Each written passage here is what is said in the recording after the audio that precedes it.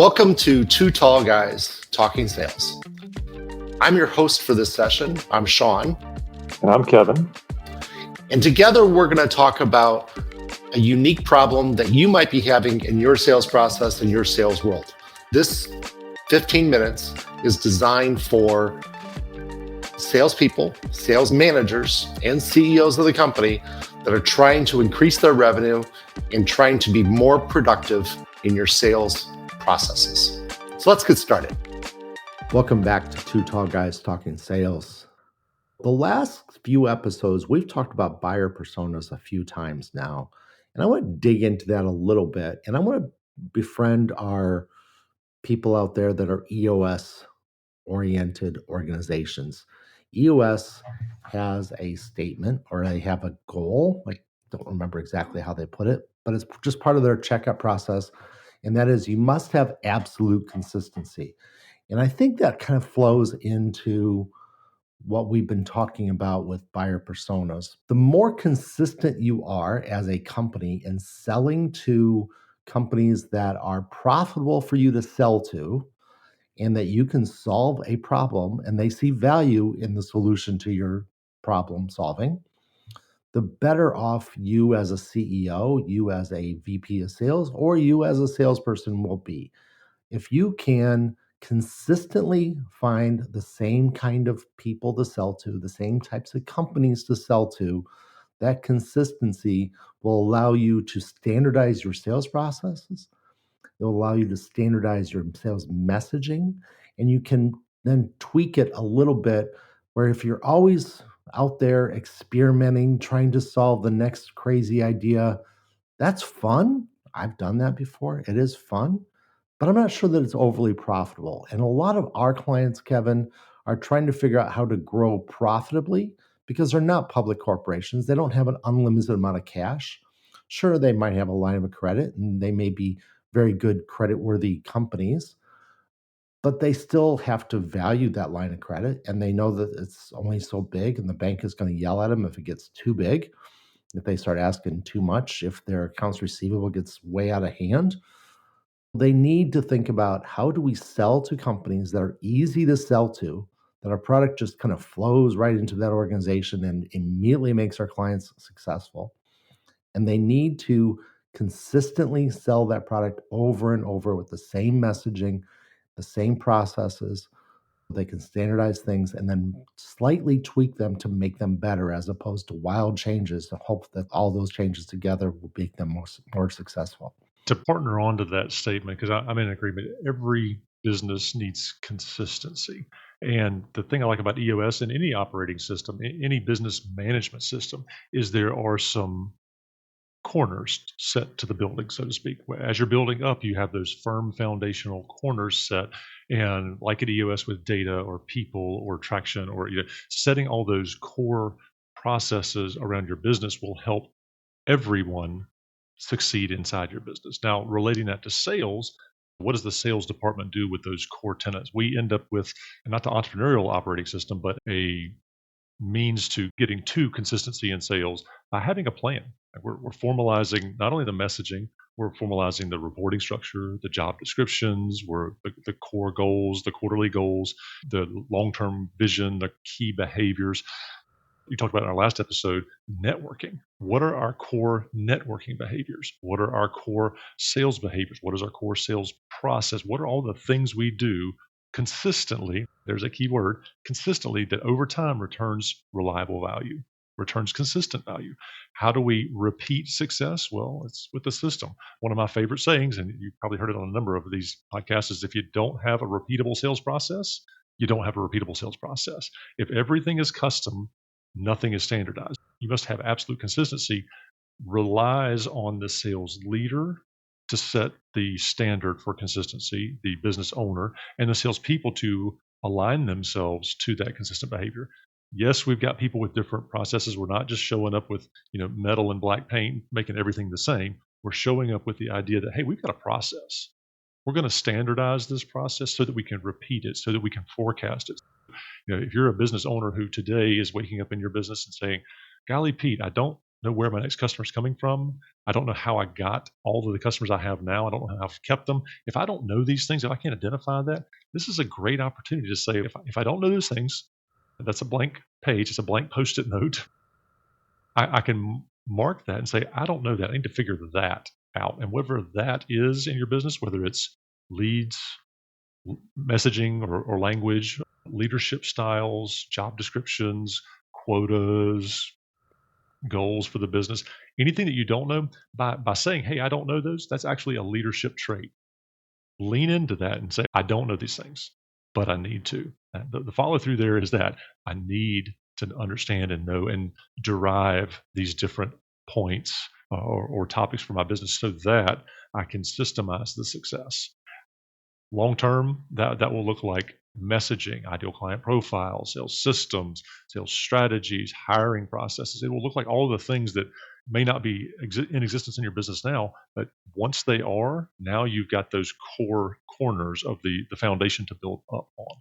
There's a book that I read a long time ago. Actually, I was reading that book when I was in my first or second startup. And I think the book is out of print now. So I'm making reference to a book that you probably can't go out and buy, but I'll try to find it and put in the show notes if I can find it. The book was called Selling the Wheel. It was a fictionalized story about the person who invented the wheel, and he was trying to figure out how to sell it and who to sell it to. And he figured out pretty quickly that he had to hire a salesperson. And his first salesperson is a person who could sell anything. And we love that kind of salesperson. As a CEO of a startup or a young company, company's trying to grow, you love the salesperson. Just go out there and he can sell anything. He can sell ice to Eskimos. It's an old saying that we've all heard before. He couldn't grow that company. In the story of the Selling the Wheel book, he couldn't grow that company because that salesperson consistently wanted to sell everybody that he talked to, every kind of problem that was out there, sell every kind of possible way of using a wheel in this case. And he was great at it. But the second salesperson wasn't, because the second salesperson wasn't quite as gifted as that first visionary salesperson. And a lot of times that'll happen with the CEO. The CEO of a company, and I invite you to listen to one of our very first podcasts in this series, where the CEO of the company in this company was Helium. He was convinced that he could sell better than any other salesperson. He could solve any problems because he was gifted with the ability to make any deal. He was gifted with the ability to impart trust to the client, to the prospect, prior to that prospect buying, because he could solve every problem. He had all the tools because whatever he said went. He was the CEO of the company. But as he started to grow, he needed to figure out how to have tools in place and selling systems in place. And he needed to make everybody have their own processes that was unique to them, but followed with the template of Helium, the company that we interviewed a long time ago. So check that out. It was probably about a year ago, since we're right at a year anniversary of our podcast. So maybe it was 9 months ago. I can't remember. But we'll put a link to that one as well into the show notes. But the key thing here is you have to have a way of identifying what your customer is, how to be profitable with that customer. So don't pick your favorite customers, pick your most profitable customers, and identify companies that are just like that, and then go sell to them, and sell to them the same way that you sold to them before, and then tweak that process to slightly make it better and better. And that will help you scale beyond the two salespeople that are pretty good, but we can't get out of the rut. We can't get above $10 million. We can't get above $5 million, whatever the case might be. Because let's talk about going to $50 million. Let's talk about going to $100 million. And if you're going to do that, you better have standard processes, standard ways to grow. EOS will help you do that, but so will people like Kevin and I, who are going to help your sales team be more proficient, be more professional. Sean, let's organize our thoughts here a little bit around the areas we're talking about. EOS has their own wheel.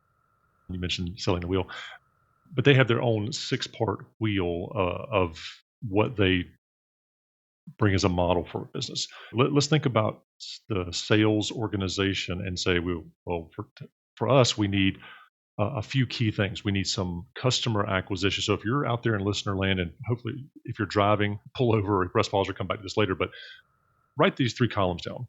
You've got customer acquisition, you've got sales organization, and then you've got marketing or collateral. So underneath the 3 different headers there, you've got for customer acquisition, you've got marketing, you've got a sales process, you've got a lookalike audience, you've got ICP and personas. Those are the pieces and components that would be under that heading.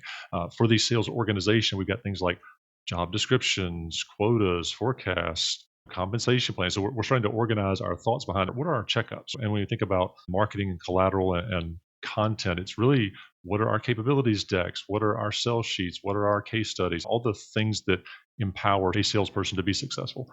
That's a pretty long laundry list of creation for a CEO to do. That's where you would look to people like Sean and I, or marketing organizations, or fractional marketers, marketing leaders, that is, digital agencies, to appoint your sales organization with all the tools to be standardized. Because if nothing is standardized, everything is custom.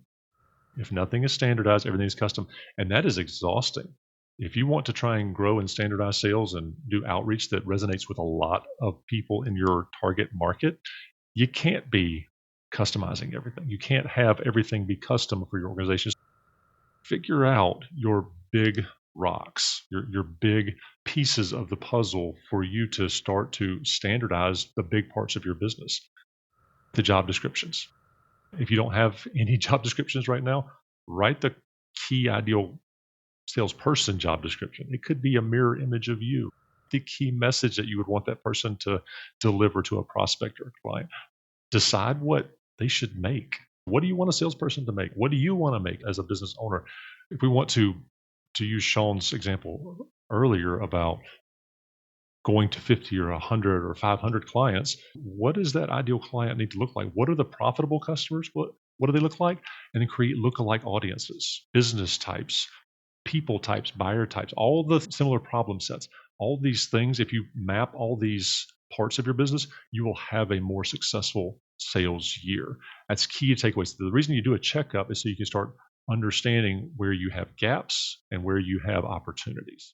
Great advice there, Kevin. And I'm going to do a little product plug for us, services plug for us as fractional VPs of sales. We actually go into clients on a regular basis to help them focus their energy in this area. We know that it's hard to do. A lot of CEOs, if you're a CEO listening to this podcast, you are so busy just putting out fires, just doing the day-to-day business, just being in your business, that you struggle working on your business. And a lot of the things that Kevin just listed are things that are working on your business. There are tools available that Kevin and I use and can help you with that allow you to identify what are your best customers. And now let's take a look at the universe of 250 million companies, or whatever the right number is out there in North America. And let's find another 500 companies that are just like that. And then let's figure out, okay, these are the people we sold to at those originally best customers. Let's find that same kind of person, that same title, that same function within that client list, and let's go sell to them. Let's go make a proactive push to sell to them, because that will help you grow your business, because now you are doing exactly the same thing that you did before. You know how to do it. You chose profitable companies, and now you are going to find profitable customers for the future. And that's really important. Kevin and I can help you do that. We do this all the time for our clients. We have tools available to us to make this more systematic, more process-oriented. We don't do all the grunt work. We actually used to have tools to actually make it all work faster. We offer our services to you. I think we need to wrap up, Kevin, because I think we're done. We just did a year, and this has been fun, and I look forward to the next year of pulling this off. And that's a wrap. Thanks again for joining Kevin and Sean on Two Tall Guys Talking Sales. Tune in every Tuesday, or when our podcast drops every Tuesday at 4:30, wherever you consume your podcast. And don't miss our monthly CEO workshop, where we unpack some of the big CEO questions facing your business.